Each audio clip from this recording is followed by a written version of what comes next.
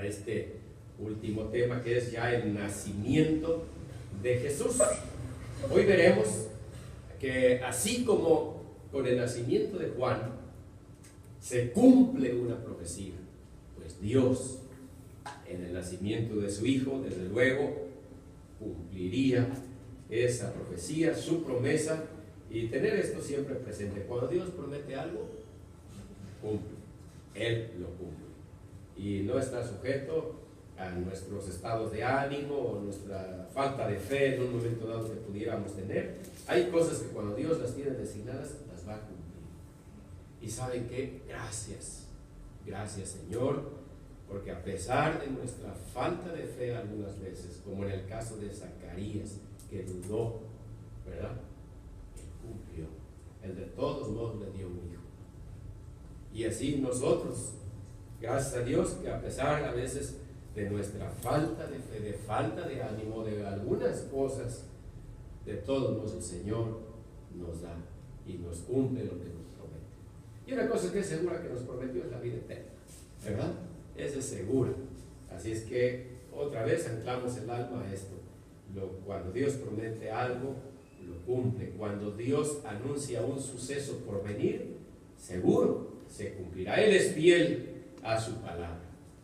En este caso, el anuncio del nacimiento del Mesías ya había sido dado con antelación alrededor de 700 años antes, recordando a Isaías. Muchos otros profetas también hacían referencia, como Miqueas, pero recordando a Isaías, al profeta Isaías, que es el que más abundó en profecías acerca de Jesús, él lo anunció. Ahora la profecía aparecía de nuevo, apareció con el ángel diciéndoselo a María, luego a José, apareció de nuevo y ya cumpliéndose en el tiempo fijado. Las promesas de Dios son esperanza para el mundo. Mayormente esta promesa del nacimiento de un Mesías sería la esperanza para el pueblo de Israel y luego para el mundo en general. Ahora, para nosotros como creyentes, las promesas de Dios, desde luego, tenemos que verlas como esperanzas también para nosotros. Cuando estamos muy abatidos, desconsolados, parece que no hay puertas para salir, bueno, la esperanza en las promesas de Dios nos puede levantar. La promesa del nacimiento de Jesús y su cumplimiento fue para darle esperanza al mundo, a fin de que creyendo en Él pudieran encontrar el Salvador de sus almas. La noticia del nacimiento, la Navidad de Jesús, fue tan importante que fue dada por los mismos ángeles y tan significativa para todo el mundo que inicialmente se dio a gente sencilla, como los pastores, a esa gente sencilla que forma la base de la población en todos los tiempos. Todos los tiempos nunca ha habido la población rica, la población pudiente, como la base del número, ¿verdad?, de la sociedad, ¿no? La base de la sociedad la componemos gente sencilla, gente que no tenemos todas las influencias y el dinero del mundo, ¿no? La base siempre ha sido la gente sencilla, y ahí es donde el Señor envió esta gran noticia del nacimiento de Jesús. Ahí, en medio de gente trabajadora, como los ángeles, en medio de gente trabajadora, y aquí saben lo que es eso, ¿verdad? Y hay gente trabajadora, gente sufrida. En esa pirámide socioeconómica del mundo, esa base, la mayor población. También vamos a ver que la obediencia diligente trae recompensas. Esa obediencia que los ángeles en un momento, por un lado, obedecen al Señor dando el mensaje, pero luego los otros reciben, vamos a encontrar aquí una orden prácticamente en medio de la noticia de los ángeles para los pastores, y ellos acuden inmediatamente a comprobar la señal que se les dio. Podemos decir enfáticamente que el nacimiento de Jesús es una promesa cumplida. Jesús es la esperanza. Esta noticia debe ser propagada con un gesto de obediencia que trae en sí mismo recompensas también espirituales. La noticia del nacimiento de Jesús todavía nosotros tenemos que seguirla comunicando. Un día vino el Verbo, se hizo carne. No anunciaron bebé. Eso realmente desvirtúa un poco, un mucho de la obra del adulto de Jesús. Pero sí, claro, nació un bebé. Hubo un día que nació Jesús. Pero otra vez, como decíamos, nuestra mente ha de estar enfocada en un adulto. Cuando nosotros celebramos el natalicio de Benito Juárez, pues no estamos pensando, ay, un bebé, ay, Benito, el Benitito, ¿verdad? No, pensamos en Benito Juárez y la obra que este hombre hizo y todo. Cuando sabemos un poquito de su historia, de que pues era un niño huérfano, desprotegido y por ahí descalzo y demás, y cómo llegó a presidente de la República y todo lo que él hizo también en cuanto a los beneficios para el pueblo mexicano, el secularizar muchas cosas que estaban en poder del clero, como el registro civil, las bodas, ¿verdad? El matrimonio y los famosos camposantos, por eso el título Camposanto. Eran dueños desde que se nacía hasta que se moría, estábamos en sus manos. Entonces todo esto cuando nosotros recordamos a Benito Juárez, recordamos mucho su obra y lo que él hizo. Así debería ser el sentimiento de Navidad, más que enfocarnos en un bebé, en un niñito, enfocarnos en Jesús, su obra, todo lo que él hizo. Así es que sí, en un momento somos llamados a anunciar que Jesús nació, pero no quedarnos ahí. Vamos a observar en este pasaje, si nosotros lo dividimos en tres partes: la profecía cumplida, versículos 1 al 7, la noticia propagada, versículos 8 al 14, y la obediencia recompensada, versículos 15 al 20. En este marco de bosquejo de sermón es como podemos centrar ahora nuestra meditación. La profecía se cumple, 1 al 7.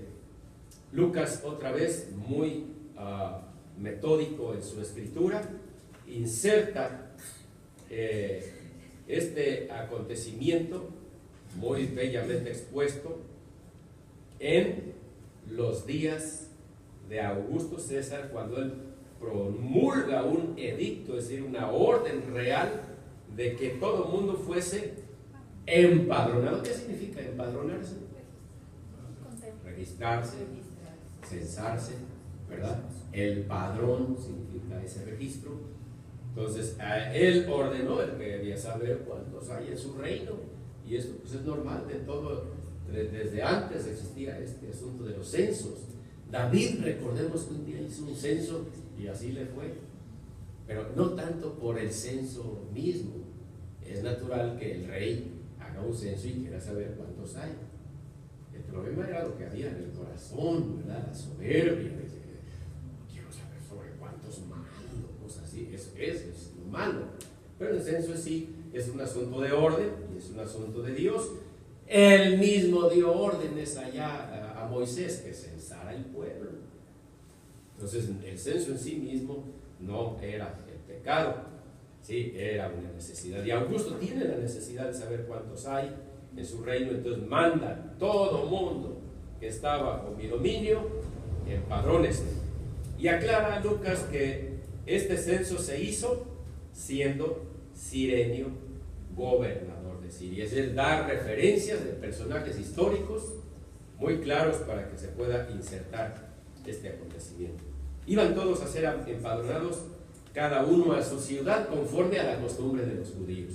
Los judíos acostumbraban ir al lugar de nacimiento y allí empadronarse. José era de Belén, él había nacido en Belén, entonces por eso él tenía que viajar a Belén. De María no sabemos si ella había nacido en Belén, pero ya era su esposa y pues va acompañando. Y ahí van, de lo que sí sabemos es que María también tenía descendencia davídica, los dos, uno por el lado de Salomón, en el caso de José, y María por el lado de Natán, un hermanito de Salomón. Así lo encontramos en las genealogías aquí en la Biblia escritas. Bueno, pues ahí van. ¿De dónde a dónde viajaron? De Galilea. De Galilea. ¿De qué ciudad de Galilea? Nazaret. De Nazaret a Belén. Esta distancia es aproximadamente de 140 kilómetros. Un buen trabajo de parto, ¿verdad? Caminar 140 kilómetros y pues subidas y bajadas, ¿verdad? No, de aquí a Ciudad es menos. De aquí a Manzanillo con trabajo son 100, ¿verdad? Andaríamos por ahí ya queriendo llegar a... Cihuatlán dijiste, perdón, sí, Cihuatlán. Por ahí andaba confundiendo con Cuyutlán. Ay, esos planes. Bueno, sí, por allá andaríamos cerca de Cihuatlán. Cerca de Cihuatlán. Bueno, pues ese caminito, desde luego que le serviría a María también para ese ejercicio de su embarazo, y de tal modo que llegarían en el punto, ¿verdad?, a Nazaret, ya necesitando ser atendida. Vamos a observar aquí algunas cosas que dice el versículo 5, para aclarar que la expresión desposada era una palabra que se utilizaba para cuando estaban comprometidos en matrimonio, o bien también cuando recién había sido ya su esposa, ya recibida en casa. En Mateo leemos que José pronto la recibió en casa, luego entonces pues se hicieron los trámites que faltaban para legalizar oficialmente el matrimonio. Ya están viviendo juntos y entonces marcha con él, pero aclara, ya estaba pues encinta. Y aconteció, dice, que se cumplieron los días de su alumbramiento. Miren, la expresión de alumbramiento es muy importante. Y bueno, ¿por qué? ¿Qué significa alumbramiento? Pues dar a luz, ¿verdad? Así como sinónimo, dar a luz. Pero resulta que alumbramiento tiene que ver, sí, con dar a luz, pero con todo ese proceso que implica que la matriz avienta pues el feto. O sea, es eso, no es un dar a luz así, sí, o como en automático, no, es todo un proceso. El alumbramiento, por eso aquí utiliza la palabra más alumbramiento que dar a luz. Dar a luz ya va como enfocado al punto de que nació. Alumbramiento es todo el proceso. ¿Por qué es importante esto? Bueno, solamente para que ustedes puedan tener una base bíblica para refutar aquellas leyendas misteriosas, inventadas, que dicen que Jesús nació de manera milagrosa, es decir, sin necesidad de que María lo expulsara como se expulsan a los bebés. Defienden de que de repente, o sea, Jesús estando en el vientre, sí, ahí estaba, pero de alguna manera milagrosa, ¡pum!, salió del vientre. ¿Y con qué intención se hace esto? Yo virgen. Para proteger el dogma, ¿verdad?, la enseñanza de la virginidad perpetua de María. Cuando una mala doctrina se avienta como esta de la perpetua virginidad de María, pues se tienen que aventar más y más y más. Una mentira tiene que ser tapada por otra y luego por otra y por otra, y se va haciendo una bien. Esto es de las cosas de verdad absurdas. Cuando Jesús, Jesús es el nombre ya del bebé, pero podemos ver a Dios en ese plan de que Él quería que una persona pasara por todo el proceso de un ser humano, desde la concepción aquí solamente, desde luego ahí sí, de manera milagrosa, Dios formando a la persona allí en el interior, Él interviniendo a formarlo, y ya de ahí en adelante todo el proceso humano para que fuera verdaderamente divino y verdaderamente humano. Entonces el alumbramiento se dio, el proceso se dio. Jesús nació como nace todo bebé. Esto nos sirve de alguna manera, lo que conocemos como apologética, pues para defender nuestra fe. Pero saben, finalmente enfrascarse en una discusión así con alguien no tiene sentido. Lo mejor es ya remontar y dejar eso y irnos a decirles lo más importante que viene más adelante respecto de la misión de Jesús y quién era Jesús. Ahora, dio a luz a su hijo primogénito, otra palabra muy categórica que habla del primer hijo, por eso usa la palabra primogénito, no unigénito, porque si no, entonces sí se sostendría que solamente tuvo un hijo María. Aquí dice, dio a luz a su hijo primogénito y lo envolvió en pañales. Cuando Lucas escribe, porque algunos defienden, bueno, es que dice primogénito porque pues es la costumbre, nace el primer bebé, no sabemos si va a haber más hijos, por lo tanto se le llama primogénito, ¿verdad? Porque pues, no sabemos si va a haber más, es cierto, no sabemos si va a haber más, es el primero. Pero no sería más bien decirle, pues le voy a llamar unigénito, y ya si nacen más, pues le cambio el nombre, ¿verdad? Como sea, cuando Lucas escribe, ya pasó bastante tiempecito del nacimiento de Jesús, ya se sabe si hubo más hijos o no. O sea, cuando Lucas escribe, ya tiene todos los datos para poder usar unigénito o primogénito. Ya Jesús ya murió, ya Jesús ya se elevó al cielo, ya pasaron muchas cosas. Entonces han pasado más de 50 años de que Jesús nació cuando Lucas escribe. Entonces no hay, o sea, como se dice, ¿por qué defender lo indefendible? Está muy claro en la Escritura la expresión primogénito y lo que significa. Lo acostó en un pesebre. Ahora también, y lo envolvió en pañales. Quiero decirles que esa es otra. Me gusta explicar esto porque se pueden encontrar con alguien así, que tiene estos datos, que les heredan básicamente enseñanza pues del clero. Como decíamos, bueno, Noche de Paz y fue compuesto por un católico, pero había que ver qué católico, ¿verdad? No, el problema en el catolicismo es la mala doctrina que tienen como institución. Ese es el problema, no las personas, sino la institución y su mala enseñanza. Insistiendo en la forma milagrosa de cómo nació Jesús y queriendo preservar o reforzar la virginidad de María, apuntan el que Lucas diga y lo envolvió en pañales.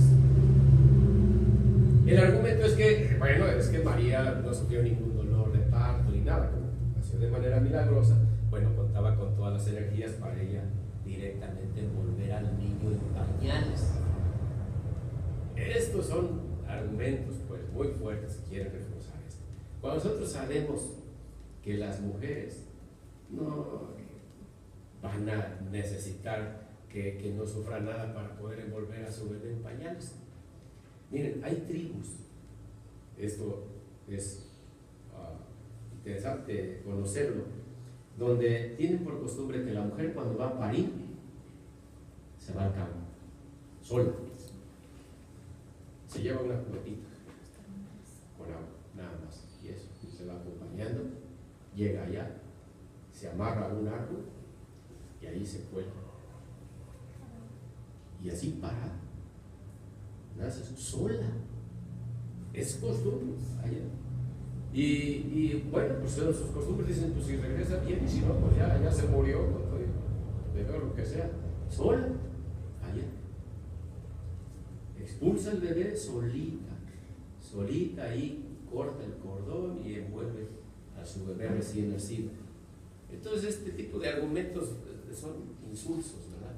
Creen que María, porque si hubiera dado a luz de manera normal, no hubiera tenido las fuerzas como para envolver al bebé en pañales. Pues, esto es absurdo, ¿verdad? Este argumento. Pues bien, lo acuesta en un pesebre. La palabra pesebre era usada tanto para el lugar donde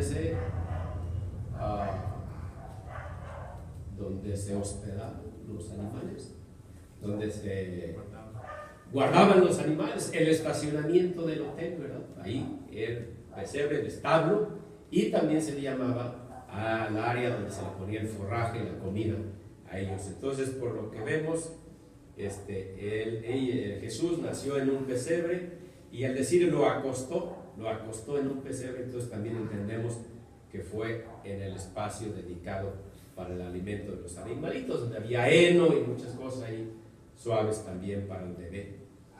Ahí está el escenario. Mientras esto está sucediendo, acá cerca de este lugar, dice, en la misma región, había unos pastorcitos que guardaban las vigilias de la noche sobre su rebaño. Y aquí se les presentó un ángel del Señor. Y la gloria del Señor los rodeó de resplandor y tuvieron gran temor. Podemos imaginar esos pastorcitos velando y de repente se ilumina esa área donde ellos están y un ángel empieza a hablarles y les dice: no teman. Lo mismo que le pasó a Zacarías cuando se le presenta un ángel. María también tuvo miedo cuando se le presentó el ángel. Ahora son varios pastorcitos que también ante este gran acontecimiento tienen miedo cuando se les presenta el ángel.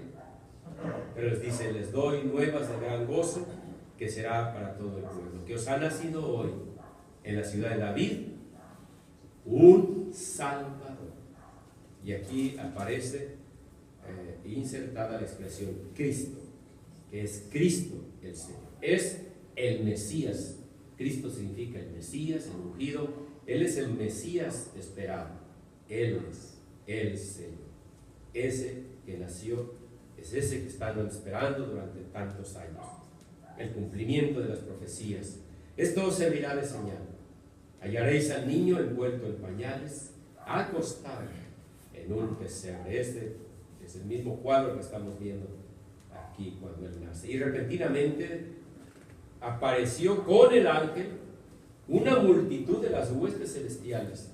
Ya no solamente un ángel, sino muchos ángeles, una cantidad enorme, una multitud de ángeles cantando, un coro celestial: gloria a Dios en las alturas, y en la tierra paz, buena voluntad para con los hombres. No es para los hombres de buena voluntad, como hay una distorsión en esta expresión. No es gloria a Dios en las alturas de la tierra, paz para los hombres de buena voluntad. No, aquí está hablando de la buena voluntad de Dios para con los hombres.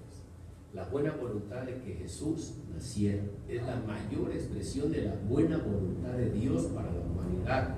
Él dio a su Hijo, hizo que naciera, y ahí está demostrada la buena voluntad de Dios para con los hombres. Sucedió que cuando los ángeles se fueron de ellos al cielo, entonces ya estamos en la última parte del sermón, ya vimos la profecía cumplida. Ahora vamos a ver esa propagación de la noticia por parte de los ángeles. Ellos están propagando la noticia: gloria a Dios en las alturas, y también previo dice: ha nacido un Salvador. Ahora en el mensaje del ángel dice: esto servirá de señal, hallaréis al niño envuelto en pañales, acostado en un pesebre. No les dice vayan. Bueno, no está registrado que les dice vayan, pero está implícito. Está como diciendo: vayan, van a encontrar al niño. Y estos obedientemente proceden a marchar. A partir del versículo 15 observamos esa obediencia recompensada. Sucedió que cuando los ángeles se fueron de ellos al cielo, los pastores se dijeron unos a otros: pasemos pues hasta Belén. Ese hasta Belén quiere decir que no estaban tan cerca, pero así como cómodo no estaba. Tenían que hacer algún esfuerzo de recorrido, pero vamos hasta Belén y veamos esto que ha sucedido y que el Señor nos ha manifestado. Y dice el texto que vinieron pues apresuradamente y hallaron a María y a José y al niño acostado en el pesebre. Hallaron a María y a José y al niño. ¿Y aquí a dónde se dirigieron? El 17, al niño. al niño, y al verlo dieron a conocer lo que les había dicho acerca del niño, y todos los que oyeron se maravillaron de lo que los pastores les decían. Pero María, y ahí viene la intervención otra vez de María, esa mujer que observamos cuando recibe la anunciación del ángel, una mujer que pensaba, una mujer que meditaba las cosas, era muy observadora, dice, guardaba todas estas cosas, meditándolas en su corazón, haciéndose grandes interrogantes y pues ejercitando su cabecita, su intelecto. ¿Qué será esto? Y 20, terminamos así: volvieron los pastores glorificando y alabando a Dios por todas las cosas que habían oído y visto, como se les había dicho. ¿Qué recompensa reciben los pastores al obedecer el ir a ver al niño? Pues aquí que veamos que Dios les multiplicó su ganado o alguna cosa así, no hay tal. Pero vean, para una persona creyente, el alabar a Dios, el tener argumentos fuertes para alabar a Dios, glorificar a Dios, es de las mejores recompensas que podemos tener. El corazón se solaza, es una cosa maravillosa poder alabar a Dios. Hace un momento detecté a algunos de ustedes sintiendo los cantos, alabando a Dios, disfrutando los cantos. Y yo creo que cuando salimos de aquí así, decimos, ay, qué bueno que fui al culto, ¿no? Como diciendo, recibí una recompensa tan bonita por haber ido. Alabar y glorificar a Dios es de las mayores recompensas que podemos tener como creyentes, como fieles adoradores del Señor. Ellos volvieron, pues no dice que felices, no, dice glorificando y alabando a Dios, que implica pues una felicidad inmensa, ¿verdad? Glorificar y alabar a Dios. Hermanos, así terminamos también prácticamente, bueno, es el último domingo del año, ya nos espera el fin de año, y